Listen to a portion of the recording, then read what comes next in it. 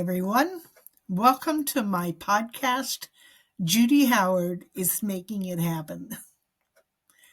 This episode is called Daydream or Prayer. Pick one. The future belongs to those who believe in the beauty of their dreams. That was a quote from Eleanor Roosevelt. And if prayer doesn't work for you, why don't you try daydreaming? When was the last time you remember daydreaming? Can you remember when you dared to ask, what if? What if? The other day, to meet my low bar of exercise that I had set for myself, I was walking on an easy path through the park. And approaching me from the opposite direction was a group of boys. And as they passed me by, I said hi. And to my surprise, one of them meowed at me. And the other boys just said hello. And I thought to myself, kids today, what is wrong with them? He's too old to be acting out. And then, just like that, a long ago memory popped into my head. And I sheepishly admonished myself. I don't know the root of that boy's behavior in the park, but I just recalled how 7 decades ago, when I was about his age, I spent most of my waking hours neighing and whinnying like a wild horse. Oh my gosh, everything in my being wanted to be a horse. My phase lasted long enough that my mother began complaining because I was wearing my jeans, the knees on my jeans thin, and they were fraying because I was galloping around on my hands and knees. I was galloping up and down the hallway as if I was exploring an adventurous path and I would gallop into the kitchen then, and I'd drink cool, clear water from a waterfall, which was the kitchen faucet. And then I would turn around and race back down the hallway, through the house, and then back into the kitchen, over and over, again and again. If anyone had asked me to explain my behavior, I don't think I could have. Thank goodness my parents were patient with me and did not scold me, because if they had insisted I stop, looking back, I don't know. I think something inside of me would have died if I'd had to stop doing that. So what was the root of my strange behavior anyway? Although it did not appear to be so, I was daydreaming. Today, I understand the impelling force that drove my obsessive behavior. I was lost in a dream world created by Walter Farley, the best-selling author of a children's book called The Black Stallion. Farley's words had painted this inspiring picture in my mind of a wild horse he called the Black. The wild stallion, the picture he painted was this wild stallion poising on a high ridge as he was surveying the rolling landscape that was spread out before him. And he acted as if he owned it. And his body glistened like polished onyx, and his feathery mane flowed over his muscular neck like a cape, and while his tail was gently waving in the wind. Everything about that black made me want to be him. His challenging stance, his head nodding proudly, exhibited a strength and a courage that stirred something deep inside me. And when he ran, his hooves pounded the earth like war drums, and I could feel their thunderous power deep in my chest as he galloped across open fields like an eagle soaring on an air current. All I wanted to be was that black stallion. Every Christmas, I asked Santa for a horse. And every year on my birthday, before I blew my candles out, I wished for a powerful stallion like the black. My family was not the kind of people who prayed, so asking God did not occur to me. Instead, every idle moment was occupied, which wasn't occupied with homework or chores that my parents expected of me. My mind was left to wander and imagine that one day maybe I could be like the black. And because back then life was luxuriously slower, there was no TV, no cell phones. I was blessed with a lot of free time. But as I grew older, new adventures called to me. To my parents' relief, I am sure, my crawling around on all fours became an inconvenience for me. And anyway, my parents had their own dreams of how I should find freedom and independence. They didn't think owning a horse was the answer to that. My mother, being of a progressive type, decided she was going to teach me how to make money. So I put aside my dreams of owning a horse. But rest assured, if we have had the luxury of creating delicious dreams, even if we turn down a different path that seems to lead us in an entirely different direction, our dreams never die. They are like prayers.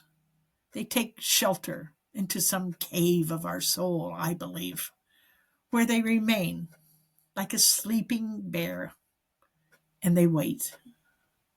How about you? Do you have a sleeping bear inside of you? Has my story poked him, stirred him awake? Have I reminded you of the wonder and the excitement you feel when dreaming about an impossible dream? Or maybe you just dismiss them as just dreams. But are they just dreams? Maybe you admit that dreams do come true, but only for some, and certainly not for you. You argue that your dream is entirely out of your budget, or you're not smart enough. Or maybe you think, just maybe, one day, far in the future, your dream will come true. Or maybe you think you're too old, or people will say you're silly. So in the end, you think, what's the use? Have we lost our ability to daydream? And if we are the praying type, have we decided even God thinks we are silly to dream? We have been told, be practical. Daydreaming is a waste of time, and it distracts us from more important responsibilities. The fact is, we have been told these things so often and for so long, we have come to believe that it is true. But they are wrong. Science is proving that daydreaming, like prayer, nurtures our hearts and our souls. Daydreaming allows us to get in touch with who we are and what we desire to be, our authentic selves. Daydreaming, like prayer, allows us to go quiet, to listen to that small voice, which I believe is our soul, encouraging us to entertain the idea that maybe, just maybe, the impossible is possible. As you listen to me, doesn't just entertaining the idea of daydreaming make you wonder? Moments of awe and wonder are such delightful experiences, don't you think? They are free, you know. You can't buy them. And when we let go of the noise around us and let the possibility just tickle us, our lives are enriched. Awe and wonder last forever. They are like love. You can call up the feeling anytime. Imagine the last sunset you witnessed, or imagine your first love. No matter how long ago they occurred, that same joy floods into your veins just like it did the very first time you felt it. While my dream of owning a horse slept within me, I turned 15 and had worked and saved enough money to buy a horse and to pay its stable fees. But still, my parents refused to let me buy a horse. And then, as if maybe God intervened, the stable came up with the idea that they would rent a horse to me and I could take it home with me for the summer. And hallelujah, my parents agreed. The horse I rented was a Palomino, and his name was Trigger, like the TV cowboy's Roy Rogers horse. My dream had come true, at least for the summer. I became as obsessed with Trigger as I had been with the Black Stallion, who had only existed between the pages of a book in my head. But now, I could spend every spare dime and every spare moment riding horseback across open fields and down abandoned dirt roads, feeling as free as the wind. Trigger was my Black Stallion. And when people ask me, what's your best childhood memory? You can bet I tell them that it was every moment that summer that I spent with Trigger. Because I was living a dream I thought would never come true. Today I think about that boy who meowed at me as he passed me in the park that day. Again, I scolded myself for scoffing at his behavior when I thought about kids today.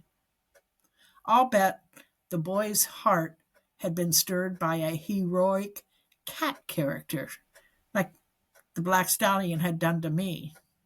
Perhaps the boy had identified with one of the big cats in The Lion King. Or maybe his hero was Winnie the Pooh's friend, Tigger. I hope so, because boys need to dream. Dreaming is not a silly notion. Our dreams carry us on a cloud of hope as we go through life, even if they are a sleeping bear for a while. At the age of 64, for me, an amazing thing happened. I enrolled in a creative writing course, only for fun, but instead I made an amazing discovery. Writing was a way of daydreaming on paper. I found out I had a lot to say, and as a result of the class, I published my first book, and then my second book. And by my third book, and because I'd gained more and more confidence with each book, I made a bold decision. I sold everything I owned except what would fit in my 24-foot motorhome. I rented my house out, and I didn't look back. I began traveling and could write my books anywhere. And here's what happened to me. Just like I had become lost between the pages of the Black Stallion stories when I was young, now, not only did I get lost in the passion of my new lifestyle as an author, but also the thrill of traveling consumed me. And as I rolled down the open road in my motorhome with my cat for company acting as my muse, I realized I had just reinvented my childhood dream. Once again, I was free. I was visiting beautiful places, meeting amazing people, and all the while doing book signings and presenting writing seminars to aspiring writers.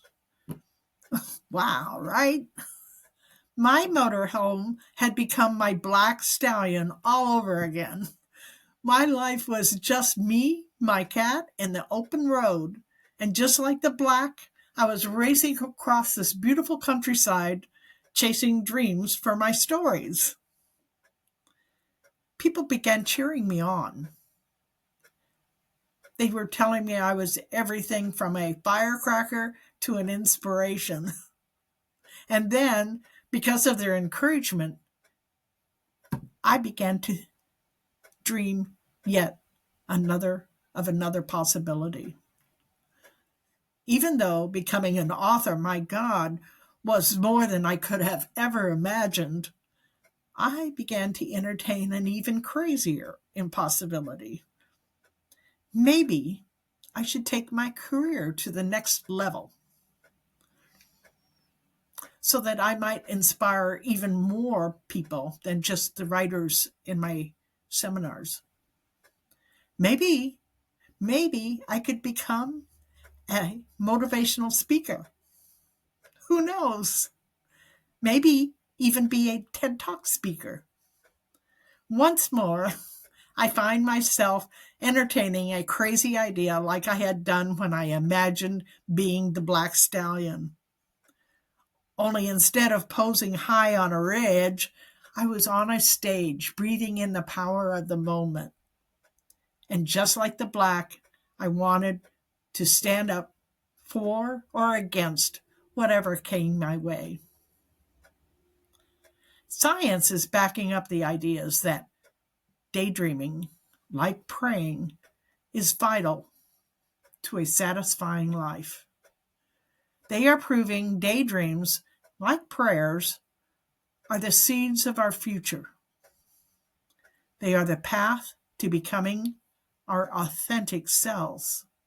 And when we nourish and coax our ideas out of the private corners of our hearts, we are realizing that these daydreams, like prayers, produce a flavor in our lives, like strong values, courage, freedom, and moral character. And these are all a delicious recipe that guarantees happiness and longevity. So as I speak to you today, I am on the backstretch of my life, soon to turn 80. And although I have never been the praying type, I have never given up on daydreaming. Today, I believe no matter which choice you make, daydream or prayer, the results are the same. Prayers or daydreams, they both come from the heart and lead you to your authentic self and God's intention for you. What about you? Are you ready to invite the wonder and awe of daydreaming into your life? Come on, let's make it happen. If you don't want to choose prayer, choose daydreaming. No worries. Just like a prayer is answered, so will be your impossible daydream. It did for me. I'm Judy Howard, and I am making it happen. And before you go, I want to thank you so much from the bottom of my heart for listening. And to quote the famous podcaster Mel Robbins, I want you to know that I appreciate you. And if no one has told you today, I love you. Thanks again for listening, and see you next time.